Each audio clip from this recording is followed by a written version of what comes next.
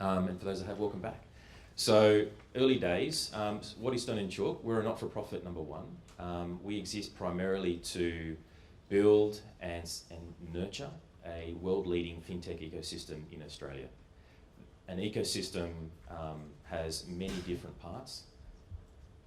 Investors, the startups themselves, research organisations, corporates, government, and many more all play a key role in what is a successful ecosystem, particularly here in the startup sense. So a key part of what we're seeking to achieve through the many programs that we run, and the mentor program and investor community is a key part of that, is to bring and turbocharge and enhance and connect collaboration against all the very many key stakeholder groups that constitute that ecosystem.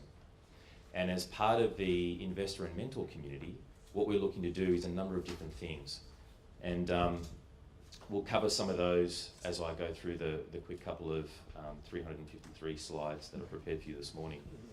So, as I was mentioning, Stone and Chalk's a not-for-profit, and that's our overarching goal. Our focus isn't so much on early stage formation of startups, it's more on how we can accelerate at scale, right? So one of the key things that we see happening as a dynamic here in Australia is a lot of startups get started here, but they struggle to grow, they struggle to scale here domestically, whether it's in the pursuit of funding or whether it's in the pursuit of growing their customer base. So a key value add with our corporate partners and our government partners is how we can collaborate and partner in a way that adds value to both sides, right? Startups can gain access to various different things, and we'll talk about those a bit more, but also corporates get access to whole new innovation, potentially faster, cheaper, better than they could on their own. So it's a real value exchange.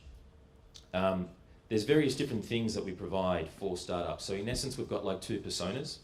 We've got the persona that is, we provide a physical environment that's attuned to creative innovation. We provide an environment that's also heavily collaborative and open to partnership models. And overlaid with that, we provide quite a lot of support in terms of investment, mentoring support, connections with corporate organisations, and on top of that, we provide opportunities to collaborate. With our corporate partners, for example, we do quite a lot to provide education, corporate incubation, and collaboration opportunities with startups. So in terms of a quick snapshot, in the last 4 months since we've been open, we've had the benefit of welcoming about 4,500 people to Stone and Chalk to attend various events, various masterclasses that we've held here. We've now got close to, the time we wrote this around Christmas, we had about 180 residents. This month we're about to come close to cracking 200, which is really exciting.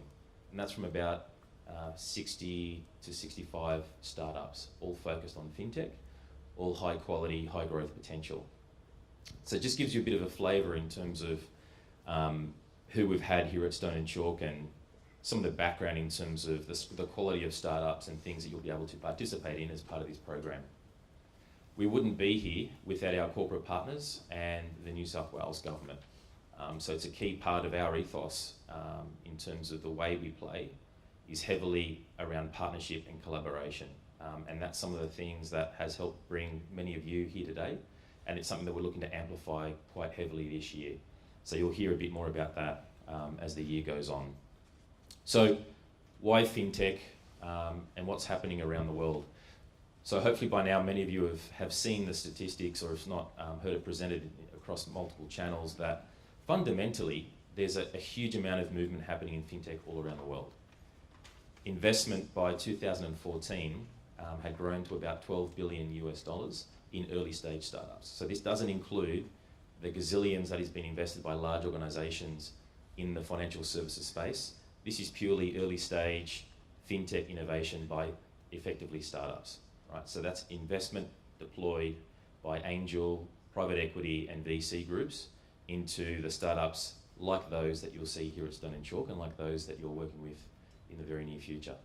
So what that presents is quite an enormous signal that shows that this isn't something that's likely to be a bubble moment, a fad that comes up and crashes quite quickly down again.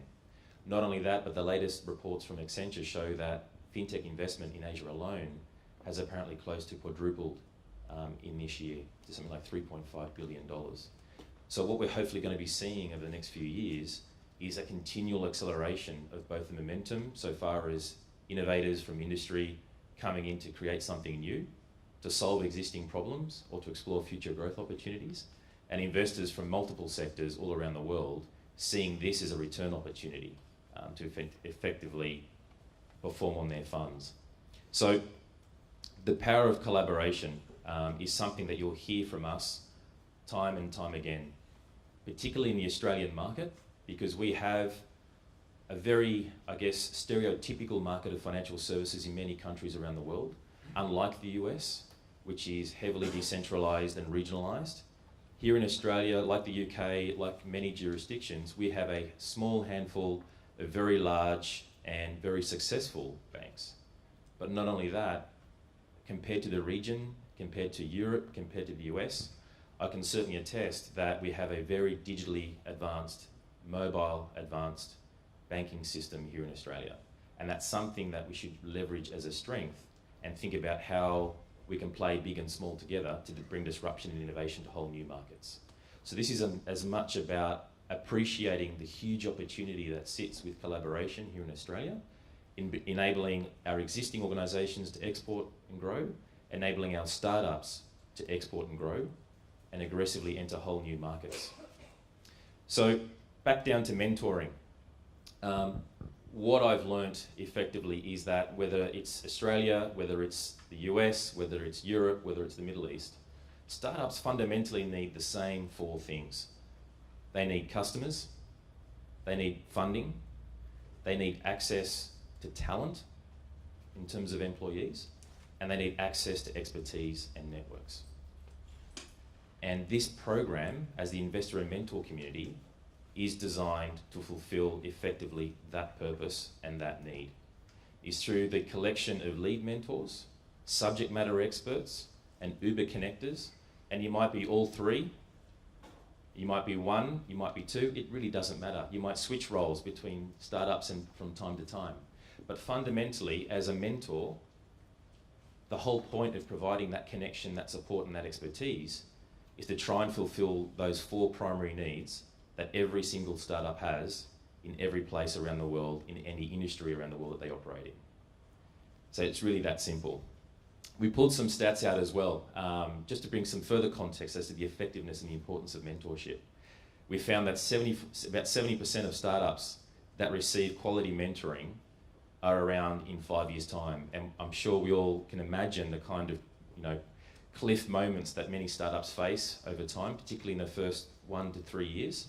So those that have the benefit of the support that you're going to be providing are 70% more likely to be around in 5 years' time than those that won't be, which is a significant statistic and determinant. Not only that, but those that did receive mentoring, back to that scale and growth point, 20% of those wouldn't have experienced that growth had it not been for mentors. And back to those four key things that we're looking to solve. So quite an impactful role to play and quite a key part of startup success. Now, one of the things that you'll hear us talk about, and no doubt myself quite a lot, is paying it forward and giving first. And we're going to talk about trust a little bit today as well. As part of that, no doubt many of you have done some mentoring before. In fact, who's done some mentoring before, whether it's individual mentoring, startup mentoring? Fantastic. Can you put your hand up if you've been a recipient of mentoring? Fantastic. All right, so you've been on both sides of the coin. So you really, I'm sure, can appreciate when you've had those mentors in your life, and I mean those really good mentors that have made an incredible impact on what you were doing at the time or what you ended up doing as a result. Just think about that impact and how that's changed the trajectory of your life and potentially contributed to where you are today and the kind of things that you've achieved. That's an incredibly significant, proof point for us as individuals to see just how much of a difference you can make. Now, I had the privilege of working with Techstars in the UK as we were forming the Barclays Accelerator program, and I learned quite a lot from those guys. And just like H2, just like Techstars, just like Y Combinator and the more successful accelerator programs around the world, here we have Mirudi as well with Telstra. They're heavily mentor-based programs because we know all around the world that mentorship works. Quality mentorship makes a massive difference. And the way we've designed our program across those 3 mentor areas is specifically designed to enable that kind of focus around those 4 key needs areas of startups. So there's no doubt in my mind, and no doubt from those that have already been mentors across multiple occasions, it's a huge satisfaction. And I'd encourage you as much as possible to put yourself in the mindset of what do these guys need? And I've experienced personally where I remove myself from what I'm looking to get out of this relationship or transaction and put myself in the mindset of what these guys need and what I can do to pay it forward to them. I've been paid back, whether it's emotionally, whether it's financially, whether it's through introductions and the growth of my networks, just immensely, right? It's a wonderful privilege to be able to mentor key and quality people. So I'm really excited for everyone that's going to be a part of this program. All right, so one of the other key objectives that we're looking to achieve, if you think about those 4 key things that we talked about, I just want to talk briefly about funding. So here in Australia, we're not that different to a lot of markets around the world, right? You walk outside of the Valley in particular, to a lesser extent, New York, to a lesser extent, Israel, there aren't a lot of places that have a really mature startup ecosystem, right? Where innovation entrepreneurship is just part of the DNA of a community. What that invariably means is that there tends to be lacking resources in various dimensions within those 4 needs areas. And within the funding or the investment space, Australia is no different. If you look at our very brief history economically, we've got a lot of high net worth individuals that have come from the traditional industries like manufacturing, like mining in particular, and also agriculture. Most recently, it started to become property. But if you think about technology, if you think about fintech, there isn't a massive base of high net worth individuals here in Australia that are necessarily experienced or familiar with financial services, and even less so financial services technology. So what I've certainly learned through my experiences around the world is that mentorship can act as a fantastic predecessor to becoming an angel investor. So as part of our journey, it might not necessarily be ourselves as individuals, but no doubt we potentially know a whole group of people that could be and might want to become angel investors. So throughout this program, what I encourage each of us to do is to think through who those people might be in our networks that we might see could add significant value as any one of those types of mentors to this program, and just get them involved. Because angel investors, back to the adage of smart money, they want to make sure that they can invest in startups where they can feel like they can make a difference. And to make a difference, they've either got subject matter expertise and can lend quite a lot of that expertise in terms of how that startup evolves, or fundamentally has access to other high net worth individuals that can corral additional investment to support that startup, or can open doors that can lead to commercial opportunities and thereby grow customer traction on their proposition. Again, going back to those 4 key needs areas and the way we've designed that, the mentor groups. So I'd like you to all think about that and see how we can smartly grow the angel community here in Australia. And my personal view there is there's no better way to do that than by encouraging those people to become mentors. And as that experience grows, and for many of us, as your experience grows, you'll find and realize what startups in what areas you feel the most passionate about, that you feel that you can add the most value to, and then naturally over time, that uncertainty starts to go away and to an extent de-risks the investment, and then you feel much more comfortable to then become an active angel investor. And that's really a key part of, or an important KPI for the Australian and any ecosystem, is how we can grow a vibrant and active angel investor community here in Australia. So that's part of what we'd also like to achieve under this program. we talked a little bit about paying it forward and giving first, and I was really wanting to think through what's some of the best advice I could give you in terms of having a really successful mentor experience. And fundamentally, in my mind, what I've seen it boils down to is trust, and effectively, interchangeably, trust and respect. So if I break down the day-to-day experience of running some of the accelerator programs and observing also the interactions between mentors and startups, trust is one of the key things I've seen time and time again, where if there's really good trust, the startups listen better, they take a lot more initiative and action around some of the support that you're able to provide, but also the amount of sharing and therefore the knowledge you receive and the opportunity you have to engage at a much deeper level is miles apart from if that trust isn't there. So we've put a few bullet points in there. You're all super experienced people. You've built, phenomenal personal and professional relationships. So I'm not going to tell you how to build trust, but I just wanted to remind everybody that at the core of these relationships is that importance around trust.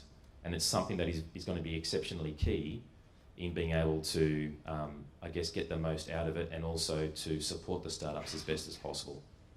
All right, so one last thing before I wrap up is that in terms of this program, what we're wanting to make sure of is that over time we build a really important and quite impactful community across investors and across key mentors. This group is effectively the difference, in my mind, between success of our mission and the success of building a leading fintech ecosystem in Asia. And I don't say that lightly, right? What you're about to embark on, this program, is significantly important. You will be the difference between the success and failure of many of the startups we have at Stone & Chalk. And for that, I'm really grateful for your time, for your energy, and for your enthusiasm. As part of this overall program, over time, I mentioned we'd like to extend this so that we have reach and the ability to support fintech startups all around Australia, so that we're able to support key individuals across the country that are looking to support these startups, as well as invigorate, energise, and activate a whole number of Australians from all around the country that are looking to invest in this country's future. These startups are this country's future, right? They are going to be key to our economic revival and the reinvention and rebalancing of our economy and GDP. They're big words, big statements, quite dramatic, but I believe them to be 100% true. And the role that you're playing is absolutely pivotal to the success and the KPIs across each of these dimensions. So I really want to personally thank you again for that time. And I really want to encourage you to put everything into this. I know beyond a doubt that the pure satisfaction you're going to get from seeing the fruits of your efforts through these startups and how they grow and how they succeed, and the experience that you're going to enjoy is something that you'll probably carry forward with you for the rest of your lives. So as you go through this, just make sure that you enjoy the experience. This is a great time in Australia and a great time to be a part of what we're doing here at Stone & Chalk. So have fun and look forward to catching up soon. Thank you. Thanks, Alex.